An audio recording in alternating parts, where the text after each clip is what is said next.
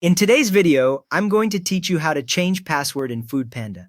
We will walk through each click together so you can follow along without guessing what comes next. First, open your browser and search Foodpanda. Type the word Foodpanda into the search bar, then wait for the results page to load. You should see several results, usually with Foodpanda near the top. Take a second to check the spelling of Foodpanda in the search box, since a typo can bring up unrelated sites. Once the search results appear, click the correct link. Look for the official Foodpanda website, which will usually show the familiar pink branding in the result. The link should mention Foodpanda and online food delivery in the short description under it. When you click, your browser will open the Foodpanda page in the same tab, and you should see the Foodpanda logo at the top.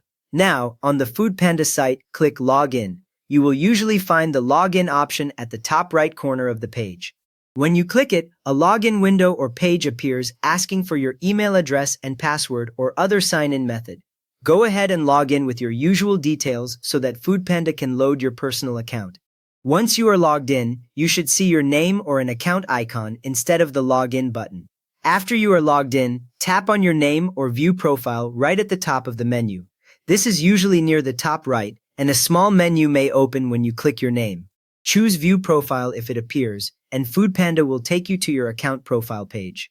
On this page, you will normally see sections for your personal information, contact details, and security settings.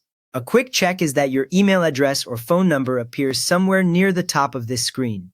With your profile page open, locate Password, look for a section or row labeled Password in the account or security area.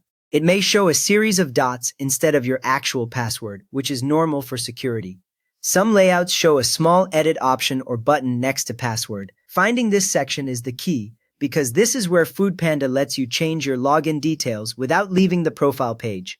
Next up, enter your current and new password, then click Save. First, type your existing password in the field labeled Current Password so Foodpanda knows it is really you.